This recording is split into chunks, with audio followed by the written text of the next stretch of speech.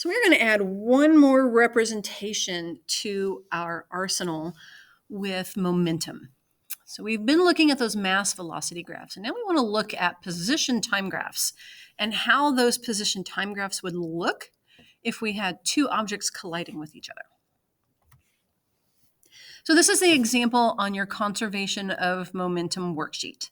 This is the ball one has a mass of 4 kilograms and it's traveling to the right with a velocity of 3 meters per second. Ball two has a mass of 2 kilograms and sits at rest. And then they collide. Ball one continues on to the right with a velocity of 1 meter per second.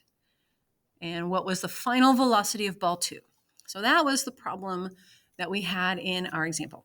So if we were to graph this, we have 4 kilograms.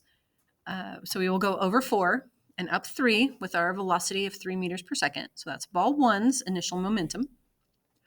Ball two has a mass of 2 kilograms and it's sitting at rest. So it has 0 velocity and 0 momentum. After the collision, ball one still has a mass of 4 kilograms, but now it has a velocity of 1 meters per second. So remember, to solve this, we had to look at that conservation of momentum. So we had 12 momentums on the left. We need 12 on the right. 4 of those come from ball one. So we need 8 momentums from ball two. So ball two still has a mass of 2 kilograms, but now it has a velocity of 4 meters per second. So this was the problem that we solved in that example. So what we want to do is we want to look at the position time graph that would go along with this. So what we're going to do is we're going to take our position time graph. Remember, we have position on the y-axis, and then we have time on the x-axis. And so what we're going to do is we're going to take our time in 1 second increments. We don't really know what the time is, and it doesn't really matter. We're just going to say that every second we're going to have a new position. So on our x-axis, we're just going to label 0, 1, 2, 3, 4, 5, 6. For the position, we want to look at the initial velocity of ball one, and that's what we're going to use to determine our scale. So ball one is moving to the right with a velocity of 3 meters per second. So it's going to be in the positive direction. So we're going to actually label our axis by 3s. So we're going to go 3, 6, 9, 12, 15, 18. That's going to be our y-axis. So start off, we're going to graph the initial velocity for 3 seconds. So let's assume that ball one just starts at 0. After 1 second, since it's moving to the right with a velocity of 3, then we are going to be in a position of 3. At 1 second, our ball is at 3 meters. At 2 seconds, it's going to be at 6 meters. And then at 3 seconds, it's going to be at 9 meters. So this is for 3 seconds. This is what our position time graph for ball one will look like. And we can draw that with a nice straight line. Looks really pretty. So now let's look at ball two. Ball two has a mass of 2 kilograms, which doesn't matter in our position time graph, but it sits at rest.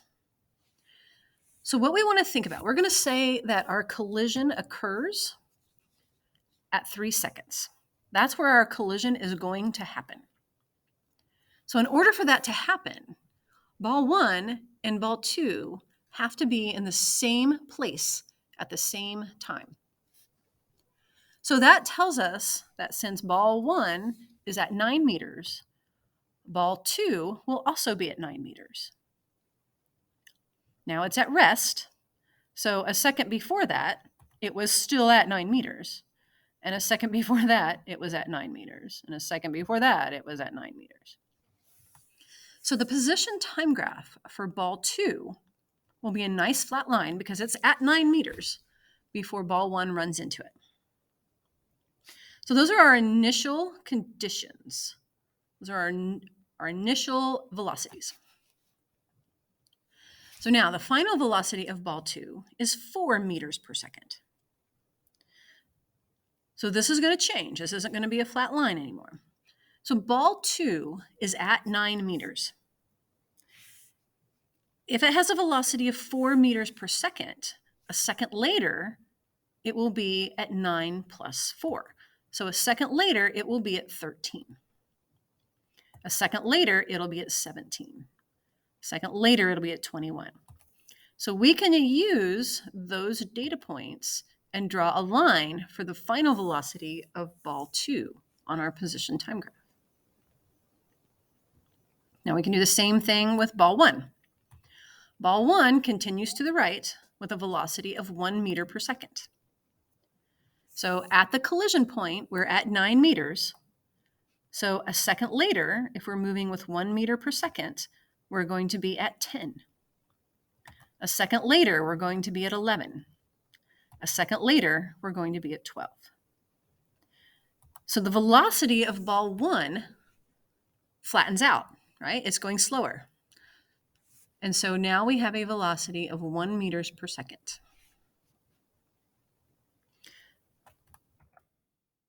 Oops. So this shows us the velocities of ball 1 and ball 2 before the collision and after the collision.